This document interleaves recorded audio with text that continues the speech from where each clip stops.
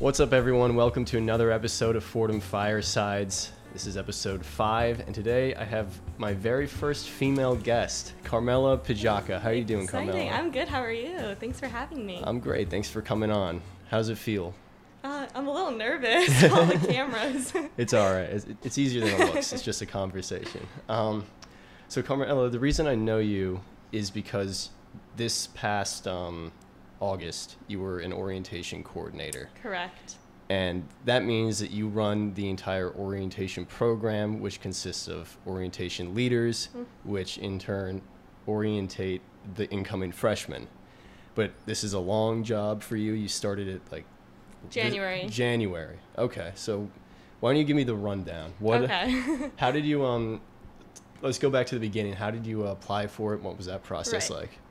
So I applied to be an orientation leader my freshman year, like going into my sophomore year. Okay. And that's, as you know, just a volunteer position. You just come a week early and you're an orientation leader for the freshmen. And I really loved it. I loved orientation training week. It was so much fun. And I remember seeing last year's OCs, Kendall, Michael, Max, and Taylor. And I remember just watching them kind of run the whole thing. And I was like, wow, that's like really cool. Like, I think I want to do that. And I thought about it for a while after orientation. And I saw Taylor one day, and I ran into her, and I was just like, I think I really want to be an orientation coordinator. And she was like, oh my gosh, apply, definitely do it. So I applied, I did my interview, and then I found out that I got it, and I was so excited.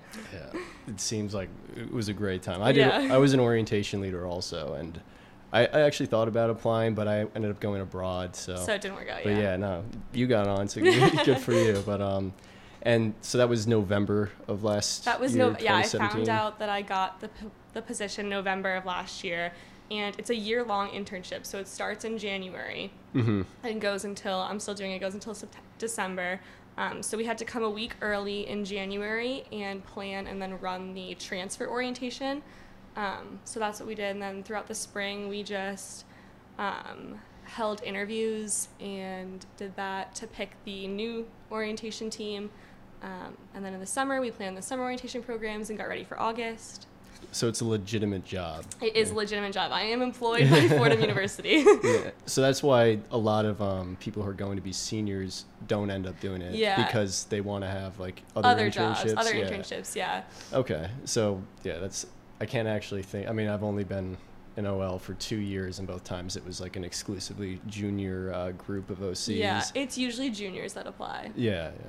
So you start in January, and you're probably busy, but not as busy as during the summer, I would assume. Yeah, during the semester, like during the spring semester, you only work like 7 to 8 hours a week in OSI. We planned the reunion where like everyone gets together again from the past year's teams. We planned that, and then it gets really busy in like March when you're doing interviews, because all 4 of us, me and the 3 other OCs, have to interview every single person that applies that wants to be a leader. And we got almost 400 applications, and we could only take 200. Oh, wow. So, yeah, it was a lot. Do you go through all of the applications, like, thoroughly? Or do you look for certain things? Like, we kind of just, when we would have our interview sheets, at the end, we would either jot down, like, really amazing, or, like, okay, like, look at the application, or just, like, not so sure. So the ones that were, like, really amazing, we didn't really look through their application that much, but when it got down to people that we were, like, weren't unsure of, or, like, who should we take over who, we would look through their application. Okay. And,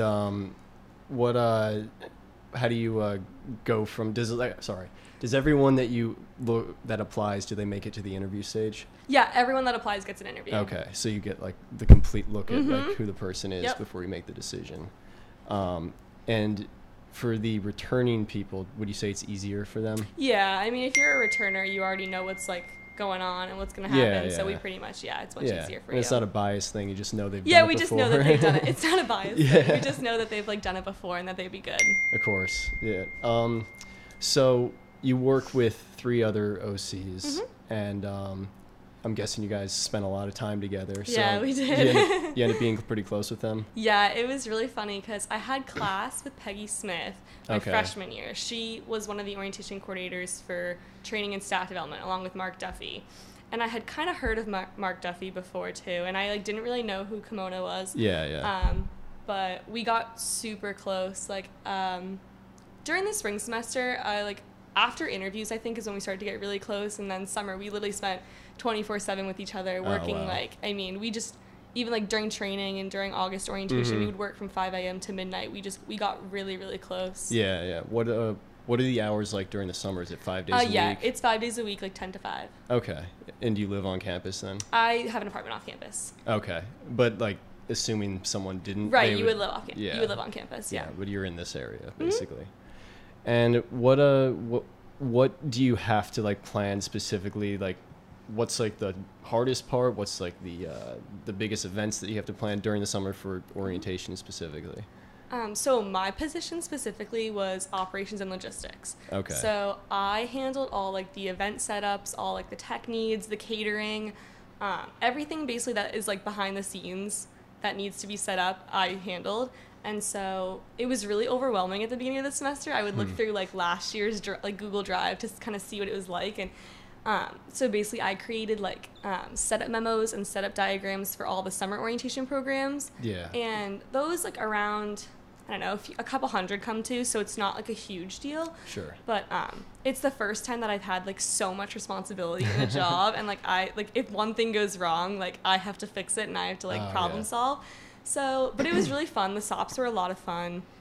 It was really chill. Like I liked that a lot. And then just prepping for August orientation was really, really hard. I mean, the setup memo from like last year that I was looking through was just like sheets on Excel. Sure. Like it was just a lot, like making sure, it was just like things that you would never think about before. Like I need a microphone here, I need a chair here, I need a table here. Just every single thing that needs to be set up and all the catering that has to be done, I had to plan.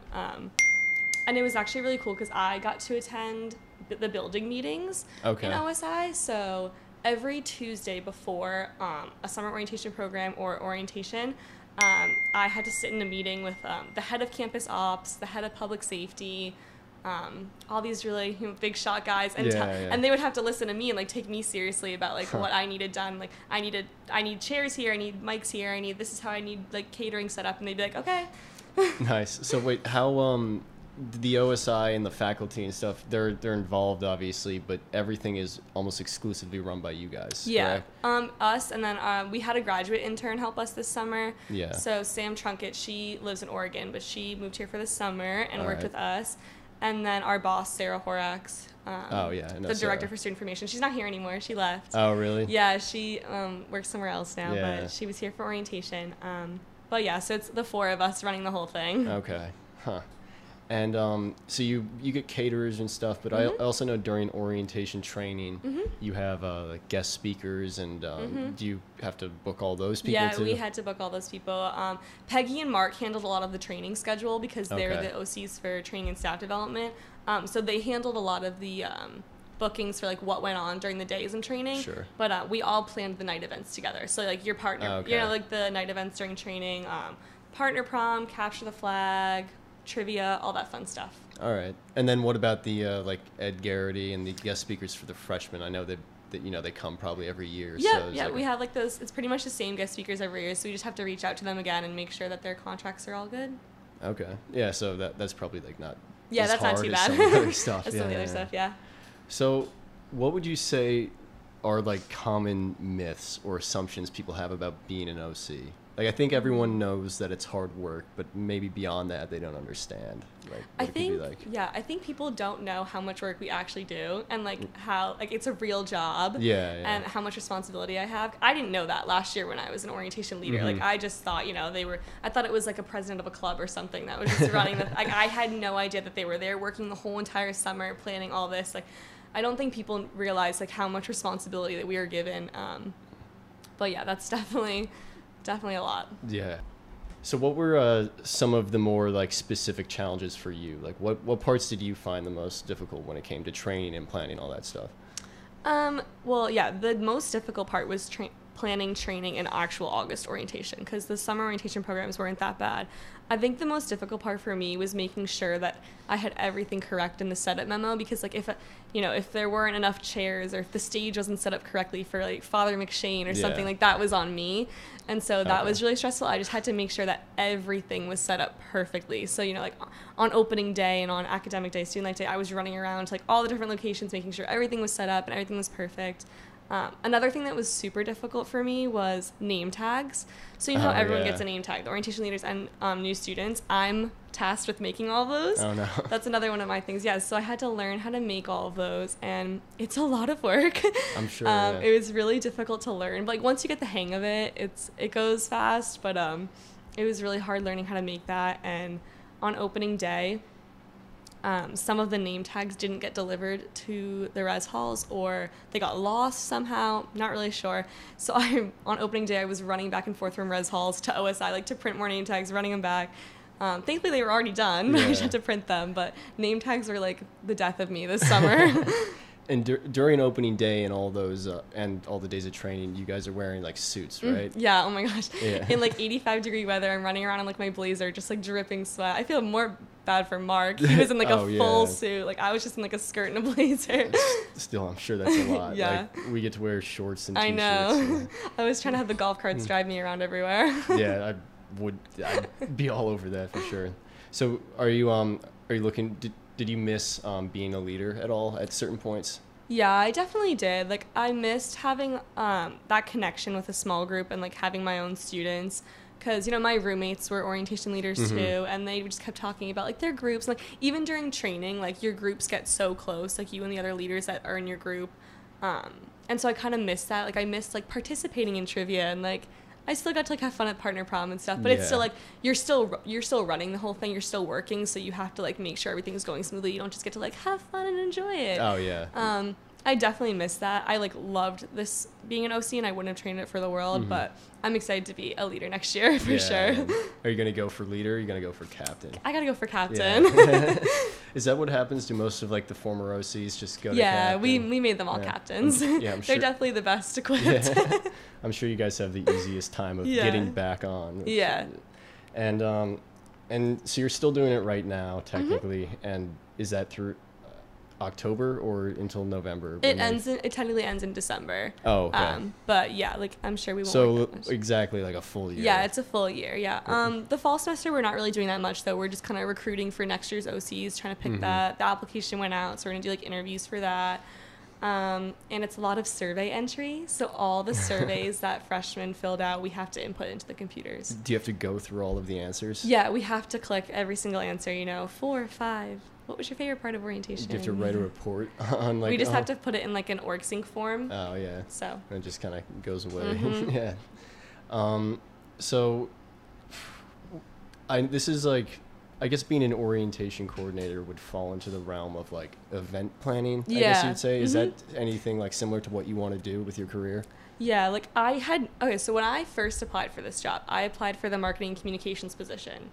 Because I'm a marketing major, so I was like, yeah, I'm sure that's what I want to do. But they ended up offering me the position for operations and logistics. And I was really unsure about it, but I really wanted to be an OC. So I was like, I'm just going to take it. Like, and yeah, basically I didn't know, like basically what I was doing was like event planning, like everything that goes on behind the scenes. And I really loved it. Like it was so much fun. I really thrived. And so it kind of made me want to like explore that more, like outside of Fordham. So when I was applying to internships for this semester, I was looking at ones like event planning and stuff. So that's why this semester I'm also interning in the city as an event associates intern. Okay. So basically doing what I did for Fordham, but like at a firm in the city. Yeah, it works out perfectly. Yeah. What's your major? I'm a marketing major. Okay. All right. Yeah. So I see what you want to be, the marketing coordinator. Yeah. But yeah, either way, like it ended up working out because I loved it. Yeah, for sure. So one more question. What would be one specific moment from this entire past year that like you would want to relive, or it's just like a highlight for you, whether it's a certain event or just like I guess a moment you shared with the other coordinators or something? Oh my gosh, I think the candle lighting ceremony was really nice for me. Just like because being up on the stage and being like up on Keating steps and seeing everyone before the wind blew out everyone's candles, that was really sad. But it was just really special, like the four of us being up there with Dean Rogers. And then, of course, like it was just, I didn't think I would be that sad when orientation was over, but at the farewell, like at the thank you at the end of the third day of orientation, like, oh, I just remember, like, us all, like, hugging and crying with Sarah. Like, we can't believe it's all over. Like, it was like a crazy but amazing 3 days, and I loved every second of it. Oh yeah, like I feel sad at the end of orientation. Yeah, I'm sure I got it's so way sad. more sad for you guys. I remember Mark saying like, "Yeah, I don't really cry that much," and then He was was getting like, so "I'm emotional. not a crier. I'm not gonna cry," and he cried the most. I don't blame him. I don't blame him. All right, Carmela, thank you so much for coming on. Thanks for talking about being an OC. Thank you it for sounds having like me. a great job. Thanks. All right, guys. Thanks for watching. Don't forget to like the video, subscribe to my channel. I got more of these coming every week. Thanks for watching again. I'll see you next time.